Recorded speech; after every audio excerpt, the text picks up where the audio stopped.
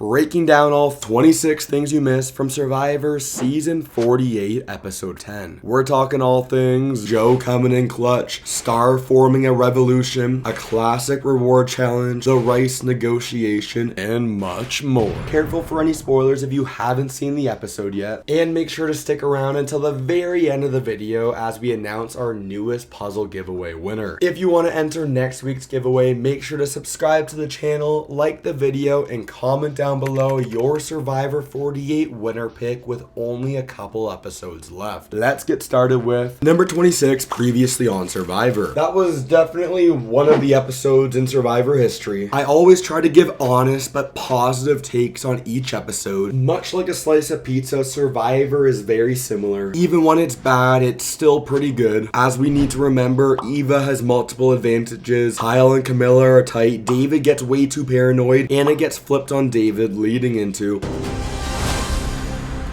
David, the tribe has spoken. Time for you to go. Thank you, Jeff. number 25, After Tribal. Let me remind you that sometimes the obvious vote can make for an excellent episode of television. Last episode was a great example with David. However, this episode with episode 10 was a terrible example. We will talk about the old school approach later in the video, leading into number 24, Mary in Shambles. Ultimately, Mary is in the worst spot as David was voted out and was her number one ally. My major complaint with this episode is the buildup of the revolution forming against the majority alliance, only for it not to work out. Obviously, Star is going to be on the bottom here. As Star, Mary, and Camilla talk about coming together to take out Joe, and Camilla is playing perfectly, pretending she's on the bottom but secretly working with Kyle. The thing is, me and Kyle are like number ones in this game. Nobody knows that. He's always sharing information to me. I'm sharing whatever information I can with him. Number 23, Theme Song. I feel like we need to find the good in this episode of Survivor, and one of the best things is always right here with the theme song. I've talked about it all season long in the episode recaps, but I'm literally obsessed with the theme song. Number 22, Obsessed with Survivor. I'm obsessed with everything Survivor. That's literally why I make Survivor videos every single week. And surprise, surprise, if you're watching this video, that 100% means you're also a Survivor super fan. Idle plays and my replica Survivor puzzles are the perfect gift for any obsessive Survivor superfan. If you have a Survivor superfan in your life that you want to surprise with the perfect gift, you should go check out the Crate Puzzle 2.0. This puzzle has been seen twice within the new era of Survivor, with Survivor 43 and Survivor 46, and available in the orange, green, or purple options. If you're interested in the Crate Puzzle or any other Idle Plays puzzle, I highly recommend it. It makes it the perfect gift for any fan in your life. And all you gotta do is go check out idleplays.com to see all the puzzles. And remember, the first 10 people to use the code CRATE25 at checkout gets a bonus 25% off. You know, I practice a lot of Survivor puzzles at home, but in person, these puzzles are, What am I doing wrong? Number 21, Bonding with Mitch. I briefly mentioned it earlier in the video, but this whole episode is really the story of two different storylines. It's broken into the pre-challenge with taking out a threat and the post-challenge with giving up. Make no mistake about it, the free agents, the people in the middle, and somewhat in the bottom, they're the most powerful players. As the players in the majority alliance with Joe, Eva, Shaheen, and Kyle try to bring in Mitch and Camilla to keep the power, apparently this is now the 6th alliance. Number 20, Lesson to players on the bottom. I hope if I ever get the chance to be out there in Fiji playing Survivor that I don't play this way. If you are on the bottom, make a move. We get hints of this happening earlier in the episode, but then it completely falls apart later in the video, leading into number 19, The Bottom. The revolution is Star, Camilla, and Mary trying to bring in Mitch to blindside Joe, and 100% Star makes for the best TV. I don't know why she was hidden all season. Lots of things about this though are very complicated, as the best they can do is force a tie. Star is obviously getting tons of screen time this episode, and for some reason we don't have an explanation why Mitch doesn't trust Star. But when it's Star, it's the biggest joke in the game. She's all over the place. Number 18, the old school approach. Camilla says it best that she can either stay with the majority or take control on the bottom. And I'm not joking when I say this. This episode of Survivor 48 had the recipe for a filler episode of old school Survivor. You have a player getting tons of confessionals in their boot episode, a player safe from winning a challenge, and the majority alliance staying in control, leading into number 17, Kyle and Camilla. This is my favorite secret alliance of the entire season, playing perfectly in the middle. The perfect example of this was after the swap when Camilla and Kyle go undercover to take out Thomas, but there's starting to be cracks, especially with Kyle saying to Camilla he will not take out Joe. That's such a terrible move and turns into such terrible television. Guaranteed Joe will beat Kyle if they both make it to the final 3. This is where I'm drawing the line. I'm done betraying people's trust. Joe looks at you and Mitch as a part of this group. He wants Shaheen and Eva being use Mitch as a 6. Number 16, reward challenge. If you've watched these recaps before, you know I'm always a fan of when Survivor includes reward challenges in the episode. So I'm a fan of this, as the players roll through the sand awkwardly and land rings on targets. But the craziest part of this whole thing is no sanctuary, as the players get a picnic with fried chicken and waffles, and I have no idea what this was.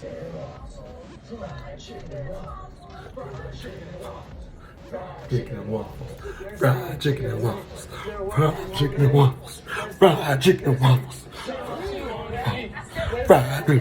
Number 15, my reward. If you want to have your own reward challenge, I have a fun idea. Click that red subscribe button to help me win reward. If you aren't subscribed yet, please do that and help me pass Russell Hantz in subscribers. If you do that, that means I'll become the superior Russell on YouTube, with my goal being bigger than him. Number 14, the challenge. Literally, there's one reason why this is a reward challenge. It's hilarious to watch all the players fight through the sand as Eva and Shaheen have the early lead. Ultimately, it was anyone's game heading into the ring toss, as Kyle just out-touched Joe for the win. Kyle launches, yeah, and it's over. Kyle wins reward. Seconds behind was Joe, but it won't matter. Number 13, reward decision. Some of the best parts of any Survivor episode is seeing why the player that wins the reward challenge, why they pick who they pick. It ends up being 4 people going on reward, which will make things super interesting, as you'll have 4 people on reward and 4 people back at camp, as Kyle picks Eva, Camilla, and Shaheen, setting up some possible juicy drama with Mitch being pissed off he wasn't chosen. Makes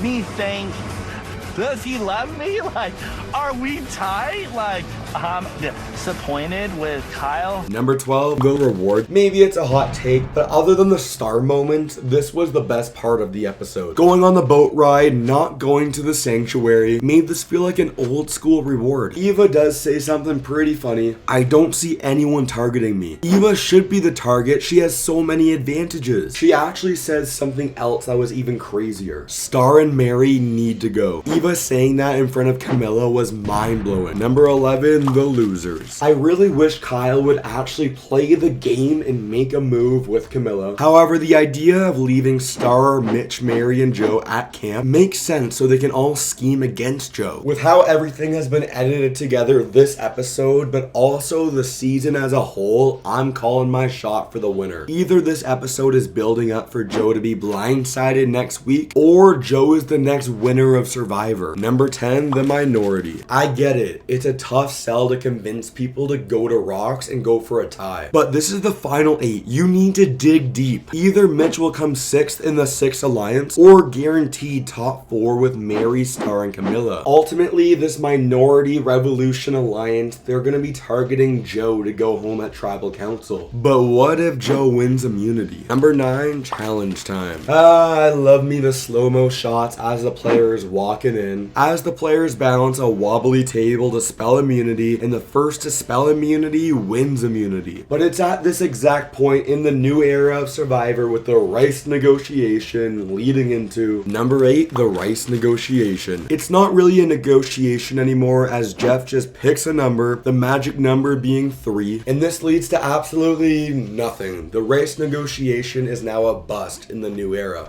You throw twists and turns at us, the players are going to throw twists and turns right back at you. Dude, we all want to compete, man. We come out here, we want the chance to wear that necklace. Number 7, the challenge. My favorite part about this challenge in seasons past is when they're in the lead and they think they might win only to spell the word wrong. Different strategies as Kyle is going full tilt boogie and Shaheen and Joe are slow and steady. If you like the honorable approach and when a player can save themselves in the game just by winning immunity, then there is obviously only one player you want to win this challenge. That's Joe, who has literally been the target all episode long.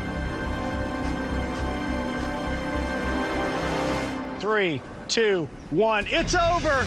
Joe wins. Number 6, after the challenge. Well, looks like that plan failed, which is great for Joe as this kind of feels like an underdog story. The only issue is the same alliance has controlled the entire game. Mitch wants to back out of the revolution with Star after Joe ends up winning immunity, and all I'm saying is if Star has been giving these type of confessionals all season long, why have the producers hid her from us? Then you're on the wrong show, baby, because the whole point of Survivor is fighting until you can stay alive and keep fighting for the $1 million prize. Number 5, Mitch, you have to make a move. Mitch, you have to make a move. Mitch, you have to make a move. Mitch, you have to make a move. I'll say it one more time. Mitch, you have to make a move. Mitch, what do you mean you don't trust Star and Mary? You shouldn't trust Shaheen. For everyone sitting at home who's saying, come on, Mitch, you have to make a move. You have to make a move.